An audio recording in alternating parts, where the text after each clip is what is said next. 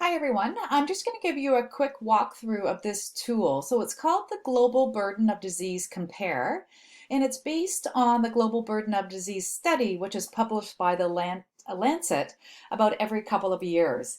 And so there's three main areas when you look at global burden of disease.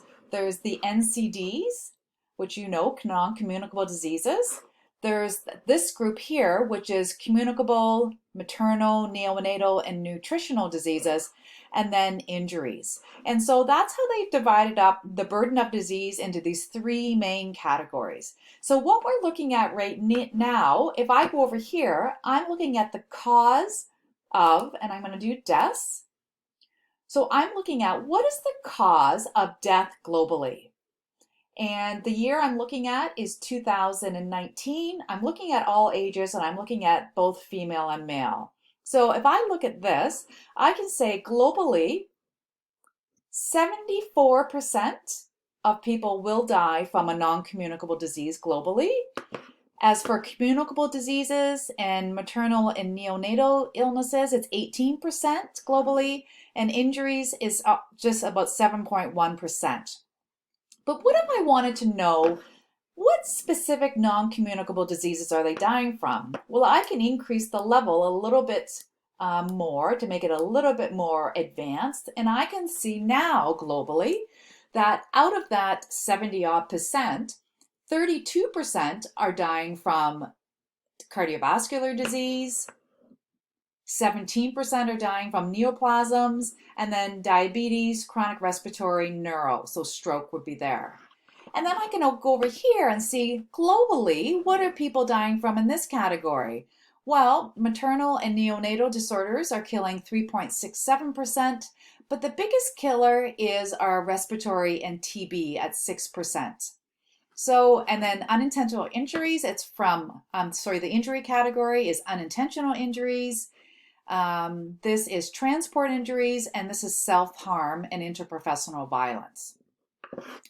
What if I wanted to look a little bit closer at the deaths?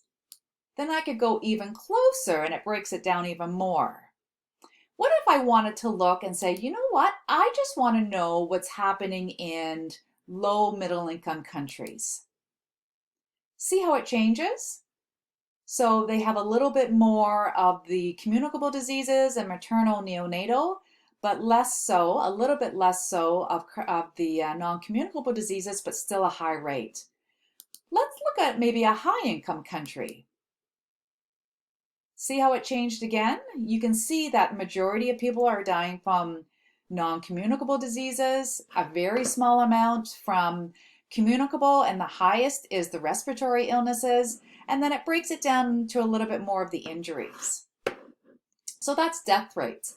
Now I could also look at DALYs, which we've talked about DALYs, so the disability adjusted life years. I can change that.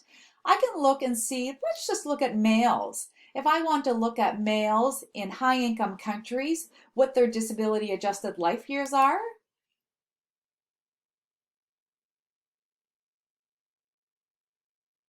So I can look and see, you know, again, the majority of males for their disability adjusted life year is the majority of individuals are suffering from some type of ischemic heart disease. Now, what about women? Is it any different? A little bit different. You can see that it's changed a little bit. So a DALY is the amount of years lost to life due to having a disability. So I encourage you to come on and look through this interesting graphic. It really will give you a lot of information about what's happening globally, what's happening in specific countries, and it's just a great tool to look at the global burden of disease.